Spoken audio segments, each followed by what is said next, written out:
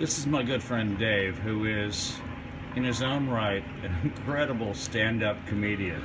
I mean, when you get to know him, and he tells stories, everybody's laughing. He's like, we did Stefan earlier up in the mountains. He's the same thing. He's now the new stand-up comedy. He owns a bar, and I've played music here, and it's wonderful. And what you have is you have a mixture of not only the locals, you have the tourists, you have people from all over the world. They come here, and I've never seen a problem here. Everybody gets along, everybody has fun, and he started this bar, he and his wife, Nancy. And tell me why you think this bar in Bocas del Toro, with all the mixtures of people, why do they all get along? Well, I can't explain for the whole town. I would agree with you that there's not much racial, issues here.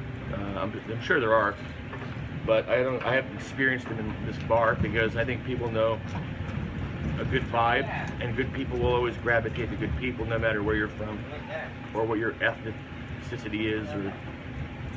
And also I take care of security. I don't let bullshit go down. So between just letting good people find each other and handling what has to be handled on that very few occasions, I think it makes for a good bar. When I came here, there was no music scene. And then the music scene started to, and I'm a musician, and the music scene started to grow in little places. And the next thing you knew, I came down here with his good friend Nico, and I would send set lists down here, and we did Doors and Hendrix, and he had just great music here. The place was packed, absolutely packed with people.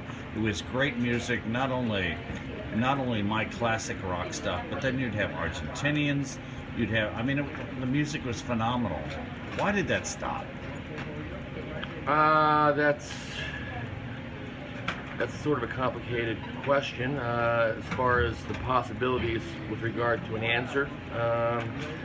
Bribes are easily probably the biggest possibility, but it's something I haven't looked into at all.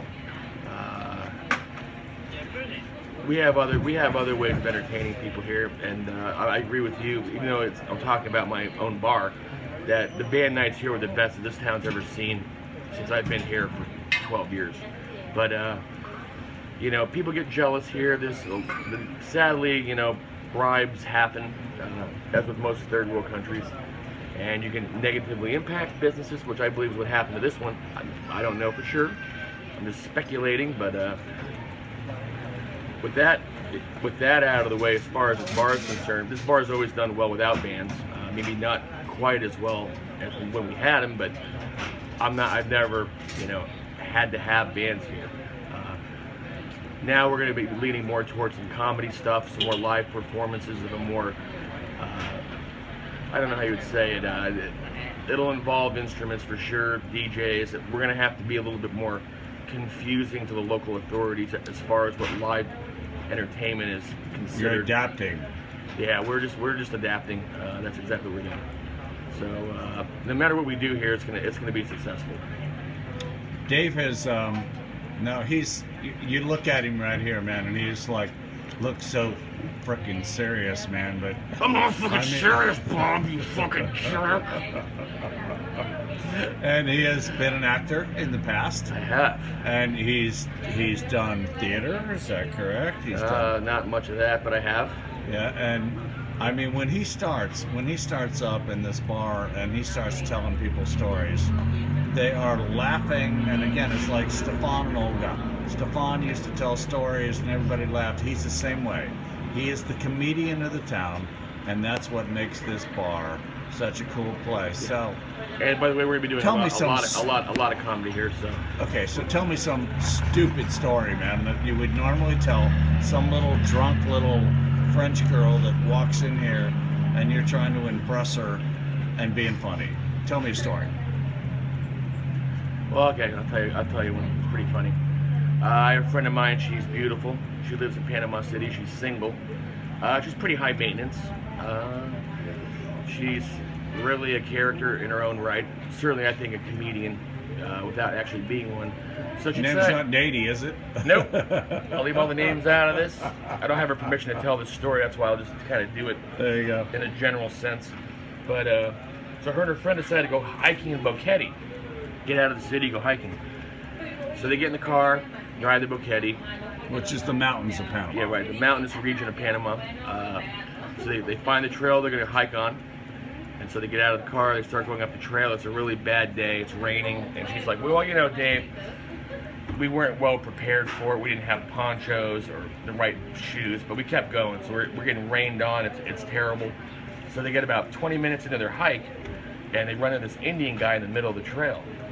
And they stop, and the Indian guy goes, are one of you ladies on your monthly cycle?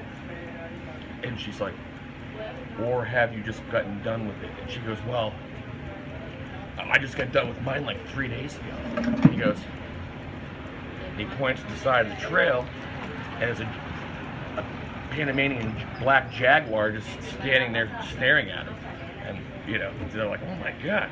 And he goes, she says he walks over to the Jaguar, leans down, she can't hear what he's saying, and the Jaguar is just looking at him. The Indian stands back up, walks back over to her, and the Jaguar walks off into the woods. And the Indian guy goes, you're free to continue your journey, and you will not be threatened.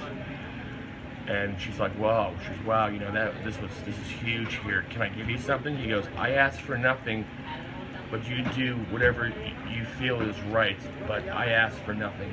She goes, well, I want to give you $50.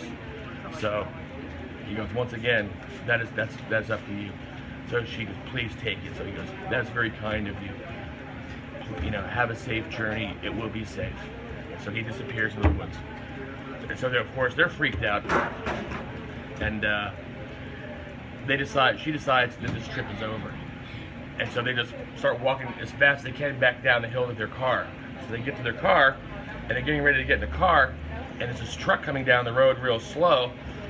And they look in the truck, and it's that Indian guy who's smoking a cigarette, and there's a black Jaguar sitting next to him, and they just drive by.